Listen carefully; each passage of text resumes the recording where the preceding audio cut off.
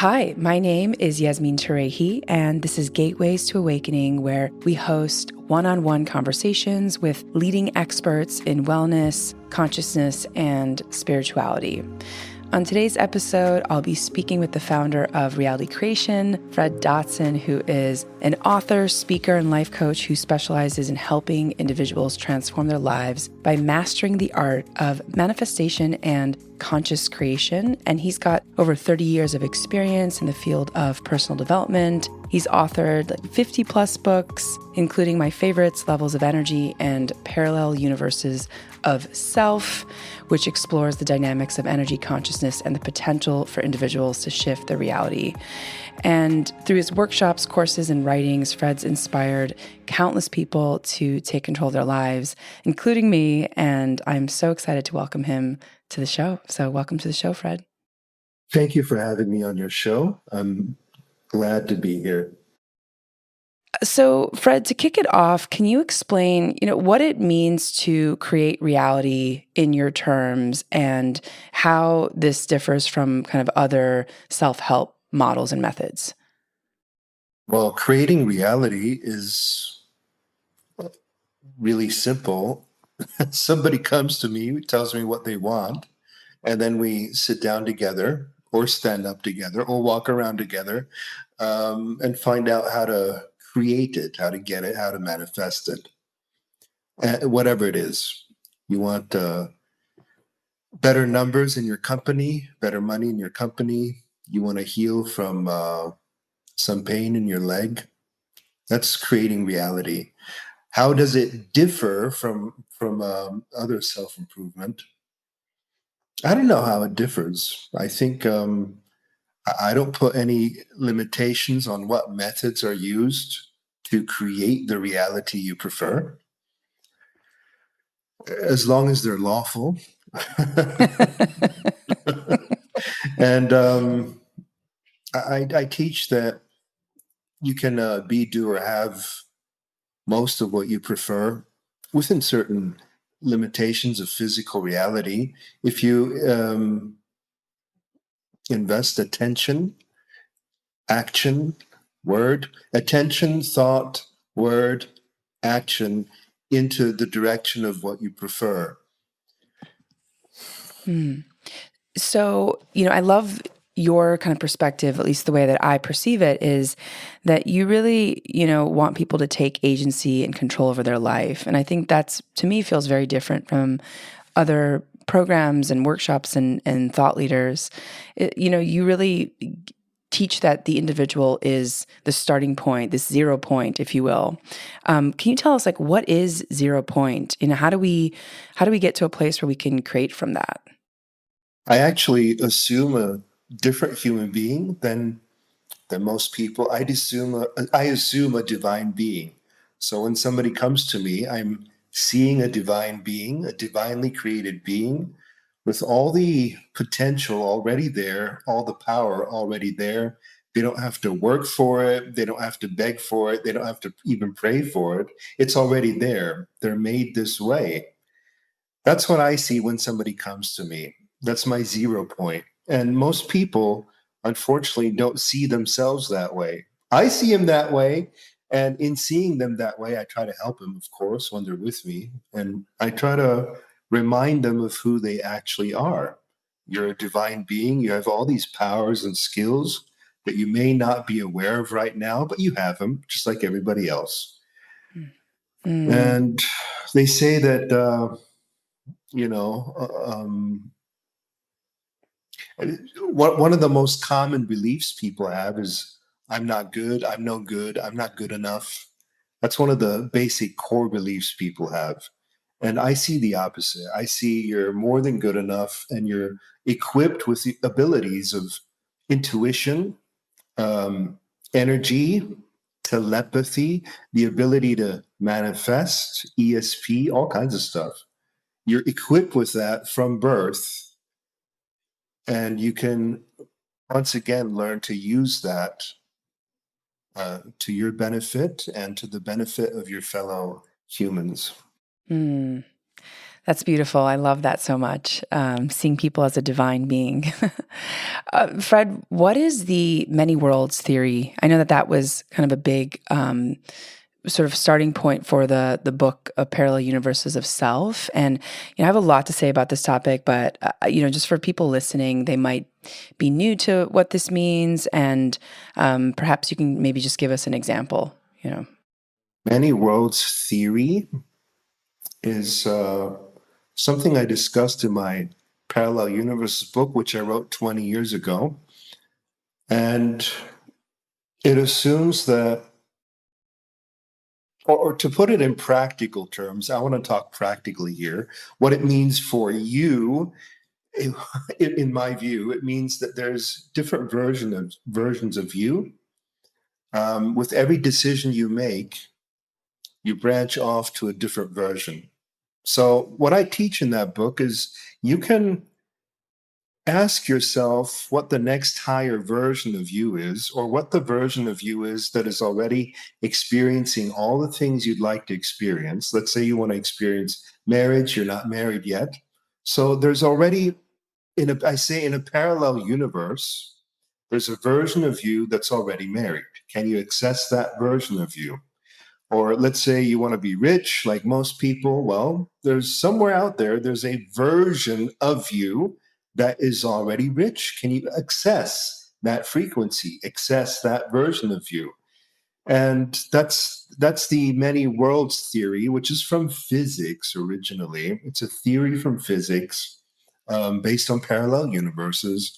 That's this theory put into practical use. And I say, regardless of whether it's true or not, it's it's very effective for your life, for your success in life, to put yourself into the shoes of someone who's already experiencing the life that you want to experience. Because when you do that, and that's what I teach, when you do that, your physiology changes, your feeling changes, your attitude changes, your perspective changes, the things you notice around you change. And as a consequence of all that, you start gravitating in the direction of actually manifesting that in reality. Mm.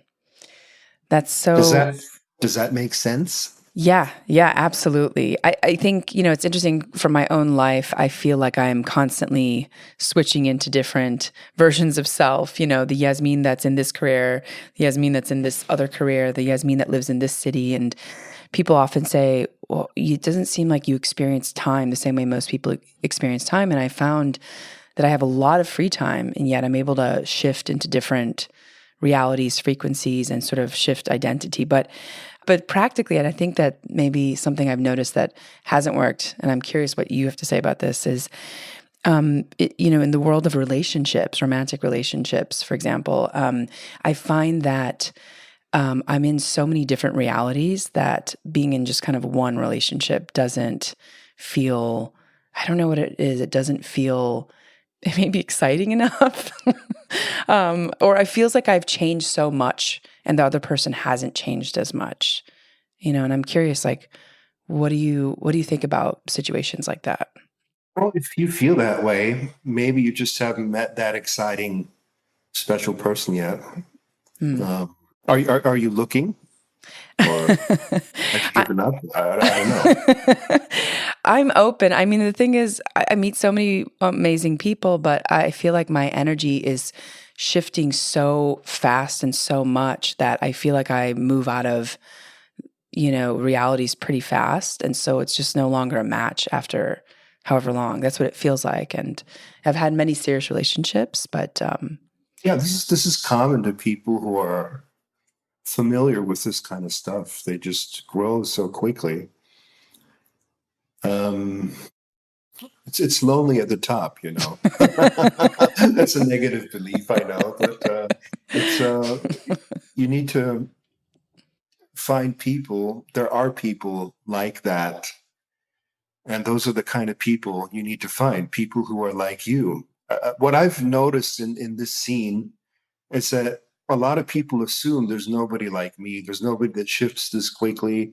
There's nobody else that's this advanced. Blah blah blah blah blah. But there are, and I think uh, what I'd actually prescribe if you were in a coaching of mine is probably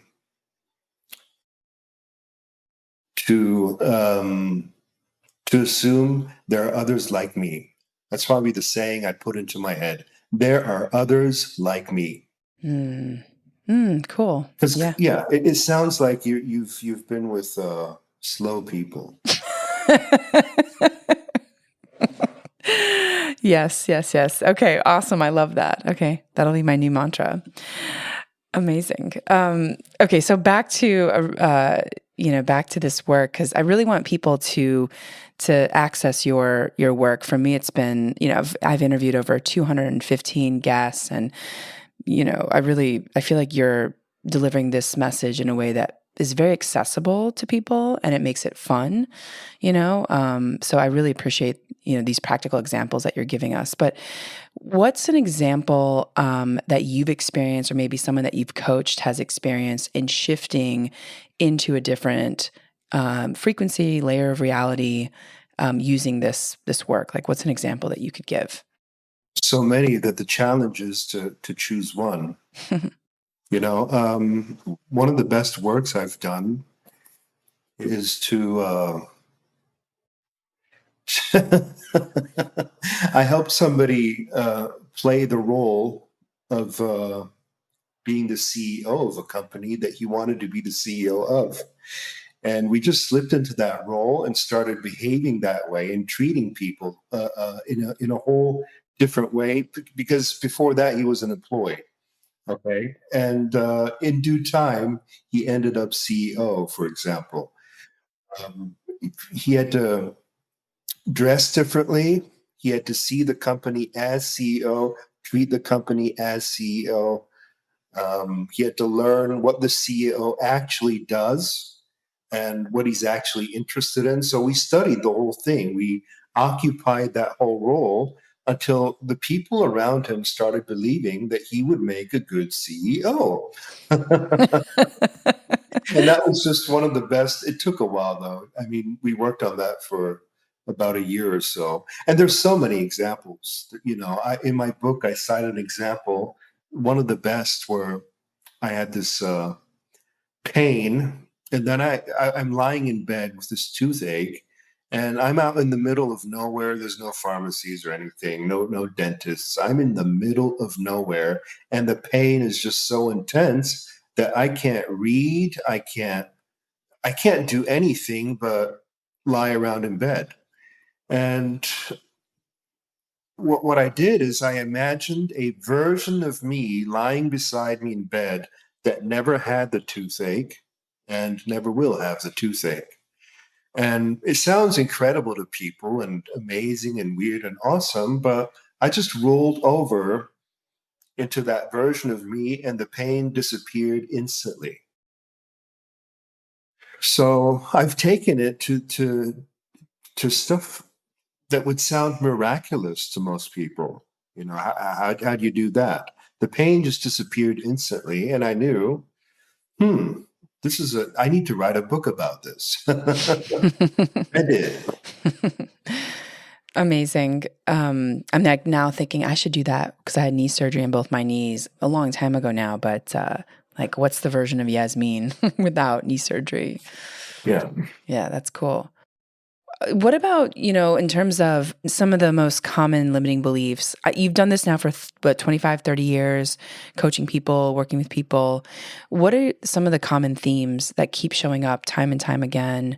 And what's like one way that people can start to transform them? I've already mentioned I'm not good enough, and the my counter to that is you're a divinely created being. You're created in the image of God. You have all these abilities and skills and blah blah blah. That's the core belief. And what's a way to work on that? You need to recognize your limiting beliefs as beliefs, your thoughts as thoughts. not as that's just the way it is, this is a fact, but wait a minute, this is a thought, you know. Um, and once you do that, you can pivot to the thought you prefer. That's the simplest way to do it. So you notice you have this idea that I'm not good enough, and you say, well, that's really just a thought, isn't it? It's not absolute fact. It's a thought that I've been carrying, maybe for a long, long time. What would I like to think instead? Maybe not I'm a divine being, maybe that's too much for you, but something maybe closer to you, like maybe I am good enough. And you can start simply. The whole point is everybody on planet Earth, every human being requires an awareness of their thoughts and the willingness to work with their thoughts. And there's so many different methods to go about it. You find many in my books. There's just, but there needs to be a willingness to recognize your thoughts as thoughts, to recognize that you are not your thoughts. You are that which observes the thoughts. Being the observer of thoughts is one step separate, dissociated from your thoughts. And once you realize that, you can change your thoughts. And as you change your thoughts, your attitude changes, your feeling changes, then eventually your behavior changes, and then your actions change, and ultimately your entire reality changes. Now, I don't even remember your question. I think you answered all of it, so we can we can move on. But it was about common limiting beliefs people hold and how they can transcend and Oh, okay. transform them. Yeah. Yeah. I'm not good enough. And then I have to, another common, very limiting belief is actually I have to, external reality determines who I am, and external reality is important. That's a common limiting belief because as long as you make external reality too important, you're always at the effect of external reality. And you don't see that your external reality begins internally. And by internally, I mean with your thoughts, again, with your identity, with who you think you are, with your own words, actions, and where you put your attention. So this whole idea, this belief in external reality comes in 1,000 different variations. Okay, in the sense of okay, what the government says is super important, or what the media says is super important, or my parents said this, or this expert said that, blah blah blah blah blah. Okay, so you got all these external things: parents, friends, foes, media, government, all of that, blah, blah, blah, blah, blah, telling you who you are or what to do or what to think or where to put your attention. And that's a limitation. If you want to learn to create the reality you prefer, you need to, I wouldn't say dismiss all that because there's a lot of good stuff, coming from your friends, your parents, etc. I don't know if there's any good stuff coming from the government, but there's a lot of good stuff coming. I wouldn't say dismiss it, but I'd say go back to your heart, to who you are, to your chest, and feel what your thoughts are, what your opinions are, what your preferences are, and where you prefer to put your attention instead of having all these external factors dominate where you put your attention. Mm. Yeah, that's powerful. I think these days people are just so inundated with like social media and just getting, driven by life as opposed to creating life. I'm also curious, in terms of emotions, Fred, what about the role of emotions in reality creation? How do they play in? You're driven by either low emotions or high emotions. They drive you. Even if you've suppressed them, they still drive you. You're either driven by fear and hate and anger and sadness, consciously or subconsciously, or your actions are motivated by inspiration, fascination, appreciation, joy. And these are the higher emotions, higher consciousness. And if you examine yourself and find that your actions are driven by negative emotions, you're going to create results in your life that you don't like, um, non beneficial results. And you want to do actions, do things motivated by joy, motivated by fascination. What really fascinates you? What really interests you? What do you really like? That's what you want to follow if you want good results in your life. A good example of this is, well, I'm doing this job because I need to pay the rent. And that's action driven by fear, and it leads to a job in slavery for the rest of your life. And if you had all the money in the world already, then your actions would be driven by interest. What interests me? What job interests me?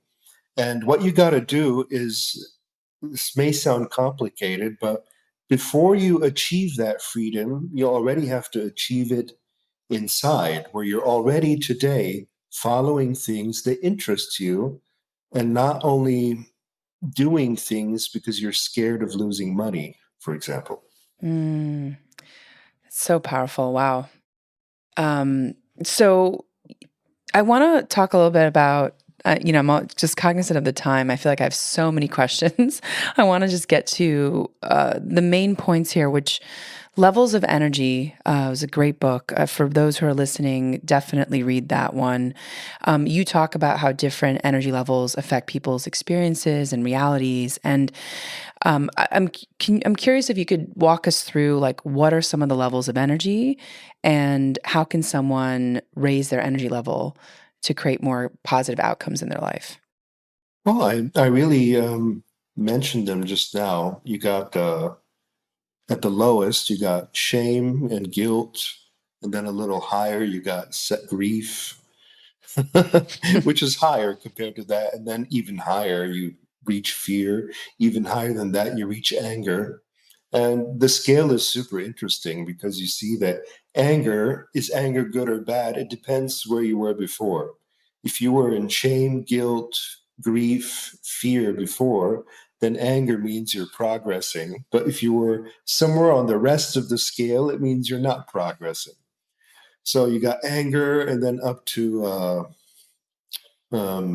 frustration and then boredom. And then you go to the mid emotions such as attention, interest, courage, uh, up to enthusiasm. And then you go to the very high ones: joy, appreciation, humor. And those are basically what I call the levels of energy. And I say that if you remain in a certain state for a prolonged amount of time, you start attracting realities that match that state. So if you stay in apathy, which is very low on the scale, your house is going to start looking run down. And you're going to start attracting other people who are also in apathy and confirm your apathetic reality. Apathy being depression, being the suppression of emotions, really.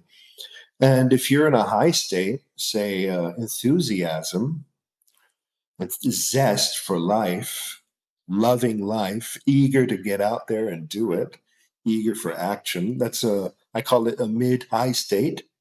Not a high state, but mid high. Then your life is going to reflect that in every way possible by the people you meet, the people you attract, the places you like, the goals you have, the way you talk. And so every consciousness level experiences a completely different reality. And by learning the levels through my book, Levels of Energy, say, by learning the levels, you kind of gain an appreciation for where you are, for where others are, and for where you want to go. And you ask me, well, how do I ascend these levels? By knowing the levels, because if you know them, you know where you need to go next. Hmm.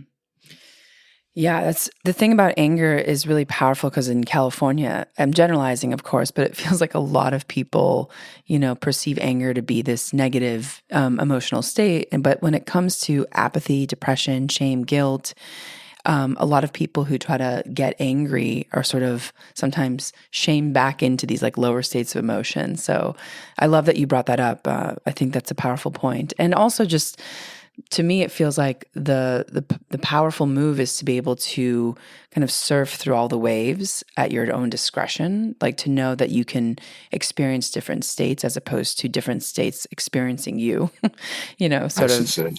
Yeah. Yeah, that's nicely said. Yeah. So I want to switch gears and talk a little bit about some of your latest books, which are very different than, I'd say, your first 20 or 25 books on flow state, reality creation, law of attraction, and so many other topics in that realm of manifestation and creating reality. And you've been talking about things like now the Pleiadians and extraterrestrials and I want to say that there's the healing spot. There's so much fascinating material, and I've been sort of blown away by a lot of it. And I'm curious, why have you switched gears to start talking about these maybe more fringe topics? And maybe you could tell us a little bit about, for example, your latest book on extraterrestrials, and what are some of the common themes or highlights that you've discovered from writing that? Well, that's a lot of questions at once. Feel free to pick um, one. yeah, all right. So to me, I see a lot of these authors that write on similar topics I do, and they stick with the same theme for the rest of their life. And that's boring to me. I look at, say, Tony Robbins or Abraham Hicks or Deepak Chopra or whatever, okay? And they're just still writing on the same topics and the same and the same and the same. And I don't think that's what we're meant to do here as souls. I think we're meant to expand to the edge and then beyond the edge. You said you called it fringe topics. Yes, I want to expand to the fringe and beyond the fringe. And a lot of my new books sound totally insane. And people have said that, and that's fine. Um, it's what I'm supposed to do as a soul. Everybody's supposed to do that. You're supposed to expand and try something new, be more than you were before. Because if you're really good at something, that's not what you're supposed to be doing.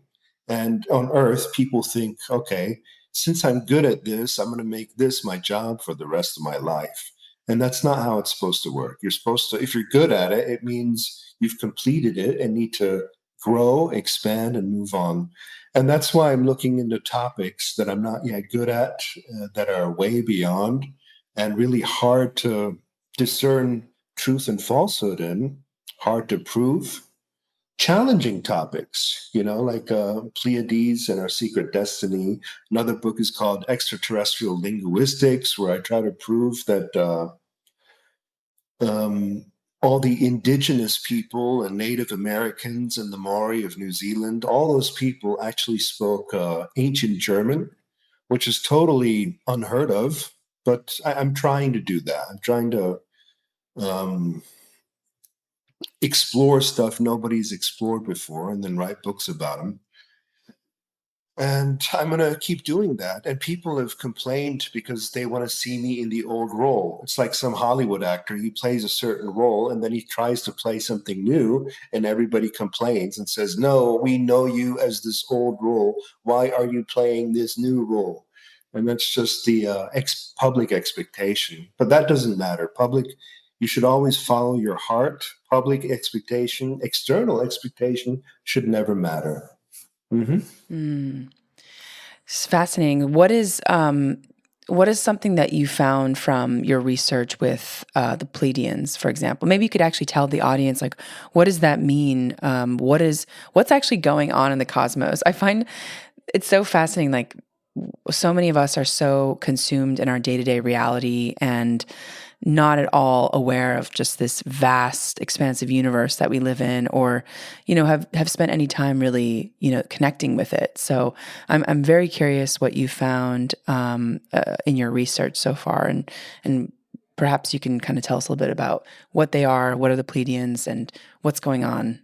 Well, first of all, before I do that, from a purely practical viewpoint, it's not healthy for people to stay focused only on their immediate day-to-day life, and not ask any questions. That's actually horrible.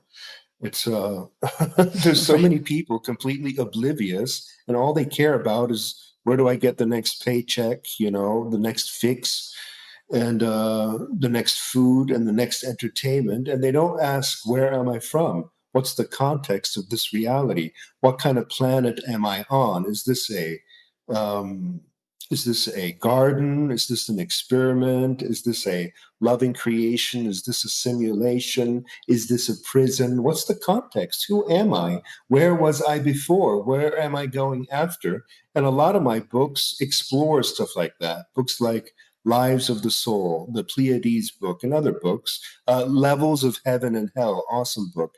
Um, I just want to explore beyond my personal, selfish little life, so insignificant. What else is there? Let's see what is further afield, And it's kind of a stupidity to just be interested in watching baseball and drinking beer. Anyway, Pleiades. Yeah, I had this. I moved into a new place that was in New Zealand many years ago, and I had this weird visitation from beings claiming to be from the Pleiades. And I say claiming because I'm not gullible. And most people would be like, "Oh yeah, those are Pleiadians." What do I know? I don't know. They claim to be from the Pleiades, and their visitation was in a pretty high state. So I was in a pretty high state. But if you see it negatively, I could say I was drugged, or you could see it positively. They elevated me to a higher consciousness. And I don't know which of those, right? So you always want to keep an open mind to anything you experience and not draw conclusions too quickly. Anyway, that got me researching what are the Pleiades. And then I found out that we have a huge history with the Pleiades going back hundreds and thousands of years. Indigenous people, Aboriginal people mentioning the Pleiades as important as our home, as where we're from. And then I looked into the possibility that I received a visitation from humans, not from aliens. I thought they were aliens, but maybe they're humans from the future. And then I looked into the possibility that humans themselves are not from Earth, don't belong to Earth, and on and on and on and on and on. And that's loads of fun researching these possibilities and options. The mind can be expanded way, way beyond what you thought is possible. And you'll actually, if you expand your mind in that way, you'll actually it'll put things on Earth into a different context and also make life itself more fun. Hmm. I wanted to get into some of the research about NASA, but I don't know if maybe in this conversation, I don't know if we have enough time to kind of go into that. But one thing that you brought up in one of the books that you just wrote is the fact that we haven't really had a lot of more experiences visiting the moon. And I'm kind of curious if you could speak about some of that. Uh, well, it's like they claim to have gone to the moon between 1969 and 1972, and then they never went back to the moon again, and that's kind of weird, to say the least. And then they also say that they lost all the footage of the moon, and then they also there's a lot of weirdness around around the moon landings and around NASA, to the point where, you know, some people say the whole thing was filmed in film studios and we never went to the moon. Others say the moon is much closer than we thought. Then there's others, they say there's so much, okay, to know about the moon. Others say it's actually a spaceship. The moon is a spaceship and it's hollow and there's stuff going on inside there. And then others yet say that the moon is a soul catcher and that when your spirit dies, it goes via the North Pole through the moon. And if you're not high enough, not vibrating high enough, it catches you, recycles you, and sends you back to Earth. On and on and on it goes. There's much more to learn traditionally about the moon, but I've written about NASA in a skeptical manner. I think there's a lot of fakery going on, a lot of lies. And me and other authors have questioned whether we've been to the moon. Mm. Fascinating. Yeah, there's a lot that you talk about in your book. So I encourage folks to check it out. The latest book on extraterrestrial linguistics. I think that's the one that I was reading. So Fred, what attracted you to this space? Can you talk to us a little bit about your own experience? I believe you grew up in Germany, but yeah, I'm curious. How did you come to have this knowledge, and why have you spent your life kind of dedicated to sharing this knowledge with others? I grew up in Indiana, the state of Indiana, Oh, in the U.S., and then in my late teenage days, when I was around 17, I moved with my parents to Germany, spent about maybe 15 years in Germany, learned German, spoke German, wrote books in German. And then I moved to New Zealand by choice, lived in New Zealand for about 8 years. And then I finally moved back to the States. So those are the main places I've lived: US, New Zealand, and Germany. Um, how did I get into this space? I don't know. Curiosity, experiences in childhood. I left my body in childhood. I had out of body experiences. I could hear my parents' conversations and then later verify that's what they were talking about. And my parents were freaked out and like, how does he know that? How does this boy know that? Is he possessed? And I had all these experiences in childhood and nobody could explain them to me. And that's when I knew there is something very off about this world, something very wrong. Because I'm having these experiences, and my school teacher says, well, there's no such thing. And all the science books say, well, there's no such thing. And my parents say, well, there's no such thing. So that gets you really curious, Either all of these people are insane or I am. Oh my gosh, that's so funny. um, what about, in terms of where do you think we go after we die? I know that you've done a lot of research, and obviously nobody has like the correct answer to this, but I'm curious what you think. What do you think happens? Well, based on leaving the body, I think we leave the body. I've left the body, so I think we leave the body. I Mm. think we go into a holding space where we're evaluated, um, cleansed, and then either we get recycled back or we ascend to a higher level, to a higher realm. Call it heaven, call it higher realm. I think there's many higher levels we can ascend to. I think the point is not to come back. The Mm. point is not to reincarnate. So a lot of people are like, "Oh, I believe in reincarnation." I think we're not supposed to reincarnate. We're supposed to ascend. Mm. Um, yeah, that's my take on it. What's yours? Yeah, I've read and heard from a lot of different folks in the energy world, and I've had this experience as well that our soul leaves the the crown chakra when we die, when we cross over. So the soul leaves the body.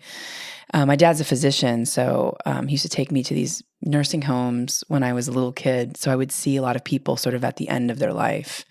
And it was really interesting because you can almost like see over a period of time the light leave them, like the light body. So I think that we, similar to you, kind of go to a different frequency, time, space, dimension, reality realm. I don't think I've like thought deeply about whether we return back to this planet or if we go to some other realm. But I think that there is some kind of reason why we're here in terms of being able to expand, to widen our perception, to have greater awareness, and to be in the heart and sort of manage our ego, and then get to a place where we don't have to come back. I've heard that. I've heard that from a lot of people, and I also believe that as well. Yeah, it's kind of similar to you. I don't think I would come back here. this, Yeah, yeah, sounds. yeah, this planet. I remember. So I'm Iraqi American. My parents are from Iraq, and so I got a front row seat to polarity growing up. Just seeing like, wow, so many. Just the narrative of what polarity can do on this planet. And I was always like thinking to myself, like, what the hell is going on? Where are all the adults? Like, how is it possible that we're even thinking about war? Like, what is going on? I was just so confused. And I just remember having that feeling, like just feeling strangely, like looking for like, well, where are all the adults on this planet? Just like me, I'm feeling dissociated. Yeah.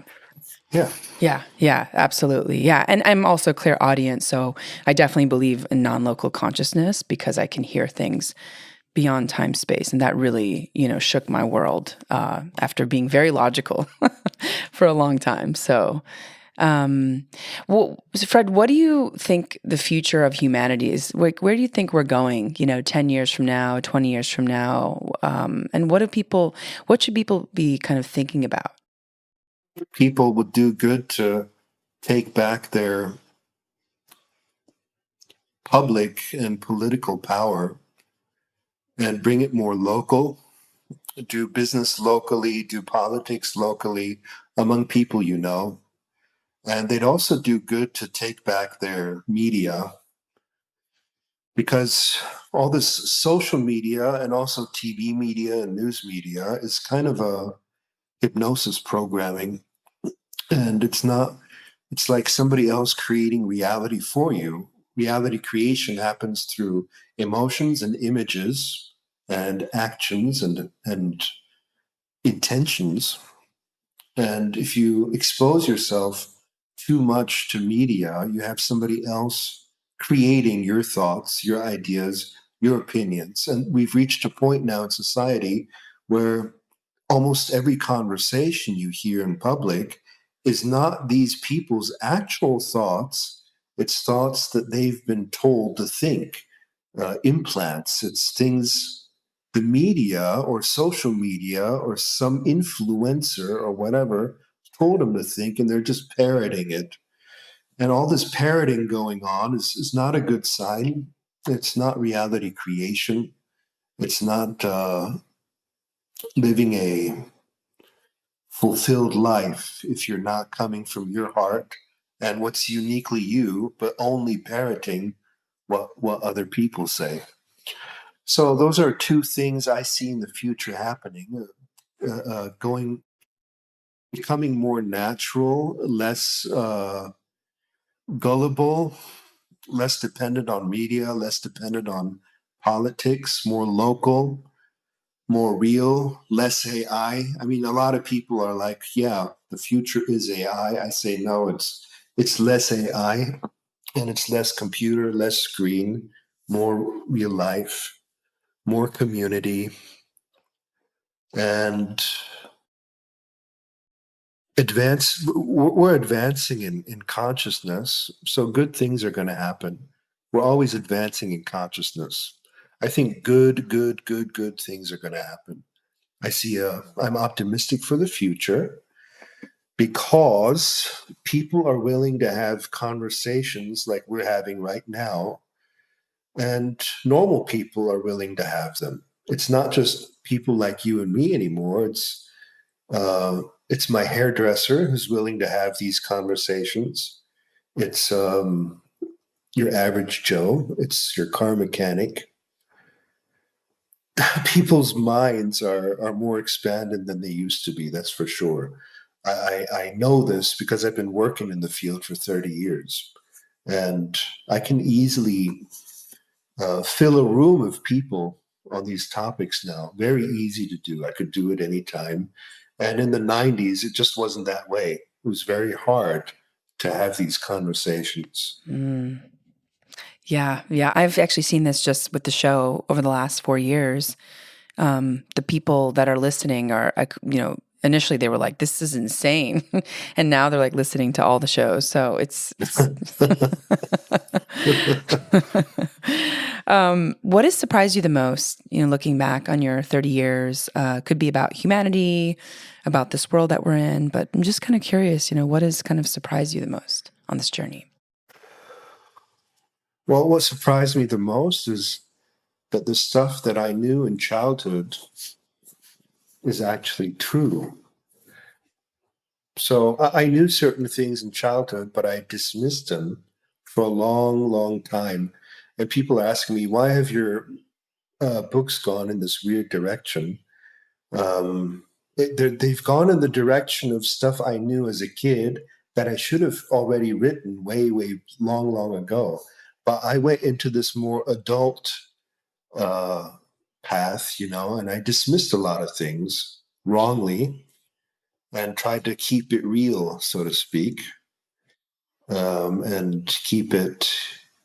I wanted to become successful and make money.